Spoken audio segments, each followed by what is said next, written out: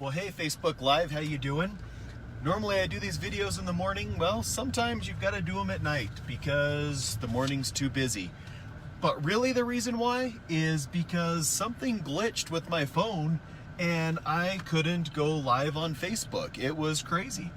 And so I'd go live and it'd say, you need an internet connection. I'm like, well, I'm connected to Wi-Fi. I've got data. Everything else is working except for Facebook Live. My stuff would stream, yada, yada. So anyways,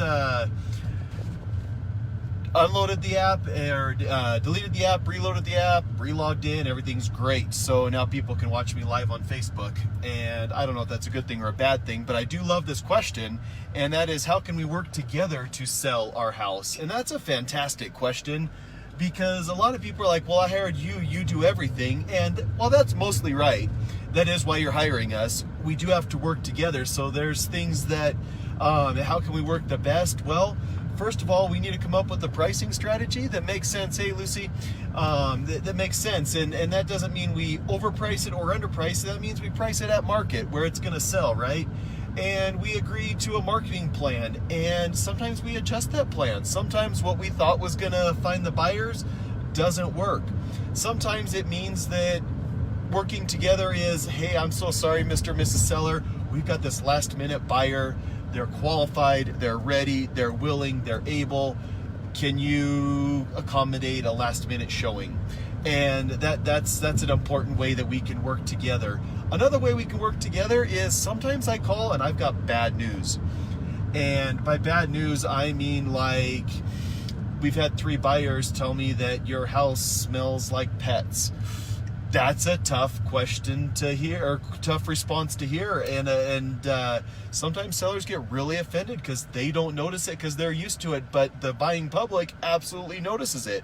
And we'll need to address that. And so you can be, we can work together. That's one way that we can work well together, work best together, is if we can have open communication about those things. If you've got a carpet color that is very dated, or countertops, or kids' toys that are all over, or things of that nature, things that would affect the way a buyer perceives your house, and we share the feedback, it's good if you can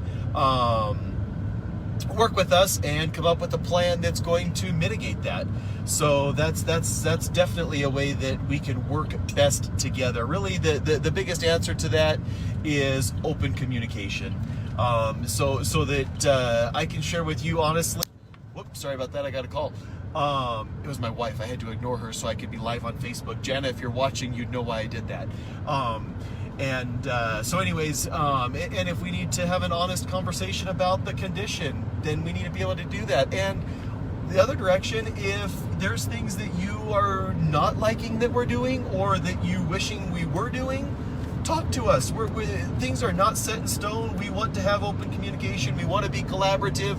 We want you to be collaborative with us. We want to work together to get the ultimate goal, which is your home sold, and to attract the most buyers possible. So that's definitely something that you can do with us. So some of those interesting stats I was going to share for the one person that's tuned in. I can't see who you are, but thank you. Oh, there's 2 now. Yay. Anyways, last Monday, these stats are a little bit off, a little bit dated because I didn't get a chance to go live because I could not figure out why it wasn't working. But people wonder, what does a real estate agent do? Well, last Monday, I sent 68 emails and I sent 123 text messages. I made 54 phone calls for a total of 2 hours and 50 minutes and printed 187 pages of paper. Some of that was title report, some of that was emails, some of that was an offer, some of it was a counter offer, but that's a lot of stuff to process through. 68 emails, 123 texts, 54 calls, 2 hours and 50 minutes on the phone, and 187 pages of paper to sift through. That's pretty fascinating in one day. And then some interesting stats as far as the new listings. There was and this was last week's statistics, so not 100% up to date. I'll have this week's for you tomorrow. I'm going live 3 times tomorrow, so you know. We've got a couple of new listings. I might just go live twice. I might combine 2 of them because they're real close to one another. But there was 11 new listings that ranged from $45,000 to $295,000. there was 5 properties put under contract from $82,000 to $377,000, and there was 11 solds from $49,000 to $260,000. So good, solid, strong market. Our market is holding strong, and so that's like a week snapshot that I just gave you. But the year-to-date snapshot is even more fascinating. In 2019 through today, there was 192 solds. This year, 2020, there's been 195 sold, so up 1.6%. Not a huge percent, but up. Pending sales through the year, there had been, in 2019 to date, 157. And to date now, there is 162, so up 3.2%. So not too bad. Yay, thanks for the thumbs up. Love it. And this one was very interesting. Closed sales through 2019, or not through 2019 through today, there was 142. And this year there's 143. Real consistent, actually. I thought they were very different. This one's kind of interesting. The median sales price. So that's if you took, say there was 50 sales, and that would be whatever sale number 25, whatever the middle of the row is. And so last year it was 129,000. This year it's 140,000. So that's plus 8.25%. So that's pretty strong. But the average in 2019 was 156. This year it's 156. It literally is 0.02% of a change from last year. So that's pretty consistent year over year. So really what that's telling me is the Carbon County market is holding strong. The thing that's shifted is the number of homes that are available has diminished a lot. So that's pretty crazy. And there's just not very many homes for sale. So you don't get the inventory that you used to get when we had 100, 200 homes for sale. There's like 45 homes for sale. Tough for buyers because there's not as much inventory, but still really great statistics. I'm a statistics nerd. I probably should have been a statistician, but I'm 25 years into real estate. I better stick with that. But I can totally nerd out on statistics anytime I want because there's so many statistics in real estate. So if you have questions about real estate, I'm on question 17. I've got about another 80 questions that I have on my list, but I'd love to answer your specific questions because that's way more fun, way more relevant. And rentals, Tasha, oh my gosh. I hope no one's looking for a rental because the inventory is not there. We are going to be putting, I think, 5 new units that have been vacant for about 2 years on the market. In the next week and a half, 2 weeks, are being fully remodeled. New kitchen, bathroom, carpets, paint, the flooring. It's going to be really nice. Nice new colors, got a little pizzazz to them. And they're right by the college on 200 East. The owner's done just a huge makeover on the properties, which is awesome. So those will be coming up. They're 1 bedroom. And they're going to be around 500 because they're in really good condition, good location, and literally that's it. There is so few of rentals. We've got another larger one, but it's probably a month out because it needs a lot of cleaning and repairs between the previous tenant and this tenant. Not one we managed, one that the owners managed and realized maybe we shouldn't do this. We need a pro. They called us. Thank you for that. Rent to owns, none that I know of. And I'm not a big fan of rent-to-owns. I actually have decided I probably won't do another one the rest of my career because that's how much I dislike them. I've never seen a successful one. Other people have had better experiences than me. That's awesome. I'm happy for them. I've had so many bad experiences. I just don't want to deal with the pain again. Because what happens is people think they're going to get their life together and going to be able to buy a house. But they've got 7 years worth of credit history that says they can't afford to buy a house. They haven't lived their life and lived their credit scores such that they can buy a house and get a mortgage.